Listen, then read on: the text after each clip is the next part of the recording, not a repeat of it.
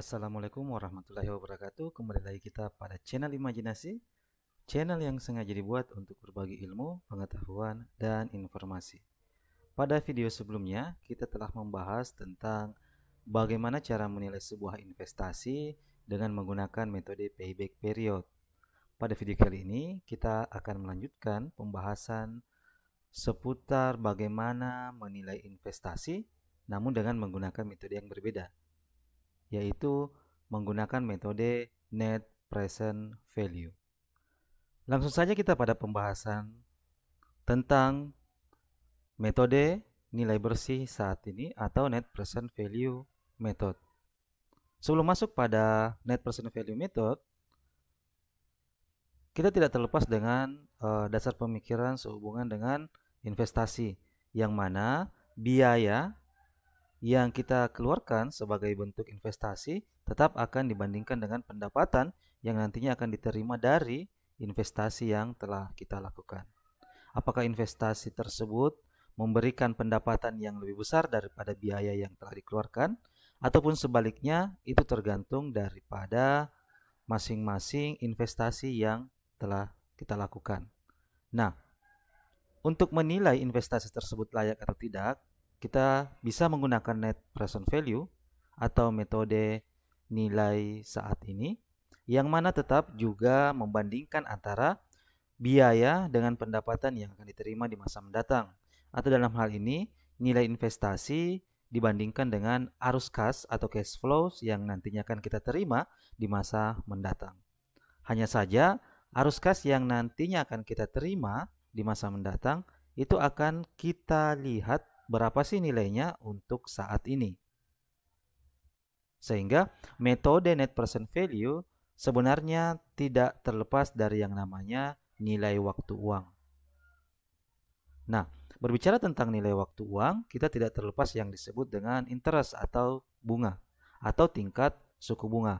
Dari sinilah kemudian munculkan yang disebut dengan discounted factor. Nah, metode net present value sebenarnya menekankan bahwa nilai uang yang saat ini atau present value dari uang dengan nilai uang di masa mendatang atau future value sebenarnya tidak sama. Kenapa? Karena di situ ada tingkat suku bunga yang berperan penting dalam nilai waktu uang saat ini dan nilai waktu uang di masa mendatang. Sehingga dalam hal nilai waktu uang, terdapat faktor eksternal yang menentukan perubahan di dalam masing-masing investasi. Nah, berbicara masalah investasi, kita berbicara biaya modal atau yang disebut dengan cost of capital. Nah, asumsinya secara konvensional, setiap modal yang digunakan atau setiap modal yang diinvestasikan sebenarnya mempersyaratkan biaya yang menyertai modal tersebut. Misalnya saja kita membutuhkan modal dalam bentuk hutang. Nah, hutang yang kita terima sebenarnya mempersyaratkan bunga pinjaman.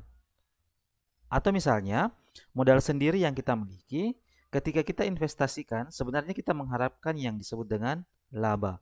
Nah, dari sinilah yang kemudian dari sisi hutang ada yang disebut dengan bunga pinjaman, dari sisi modal sendiri ada yang disebut dengan laba, itu semua yang disebut dengan cost of capital.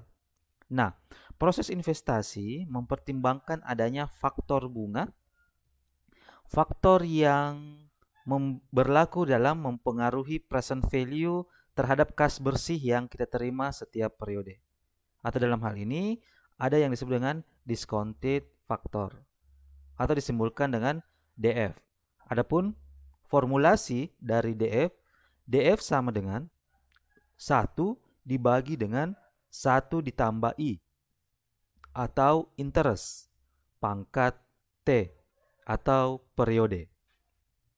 Nah, hal inilah yang kemudian mempengaruhi nilai waktu uang, utamanya future value yang akan kita lihat nilainya untuk saat ini. Berbicara tentang nilai waktu uang, utamanya formulasi net present value, kita tidak terlepas dengan yang disebut dengan present value.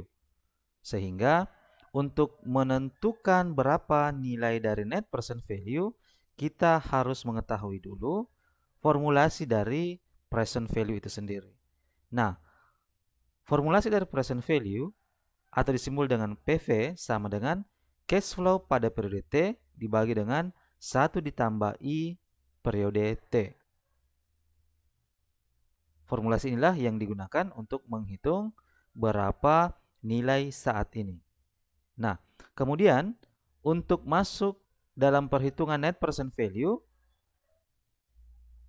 formulasi present value dimasukkan dalam proses perhitungan net present value dengan formulasi NPV atau net present value sama dengan present value pada periode T ditambah dengan present value pada periode T plus 2 ditambah dengan present value pada periode T plus 3 ditambah dengan present value pada periode-periode selanjutnya dikurang dengan nilai investasi di masa awal atau disimbolkan dengan I0. Nah, dari formulasi ini dapat kita lihat jika dijabarkan dalam bentuk discounted factor dengan formulasi net present value sama dengan cash flows pada periode T dikali dengan discounted factor pada periode T ditambah dengan cash flows pada periode T plus 2 dikali dengan discounted factor pada periode plus 2 ditambah dengan cash flows pada periode T plus 3 dikali dengan discounted factor pada periode T plus 3 ditambah dengan cash flows pada periode selanjutnya dikali dengan discounted factor pada periode selanjutnya dikurang dengan nilai investasi di awal periode atau I0. Dari formulasi ini kita dapat menyederhanakan dalam bentuk yang lebih singkat dengan formulasi net present value sama dengan sigma cash flow periode T dibagi dengan 1 ditambah I periode T dikurang dengan I0 atau investasi pada periode 0. Formulasi inilah yang akan kita gunakan untuk menghitung net present value.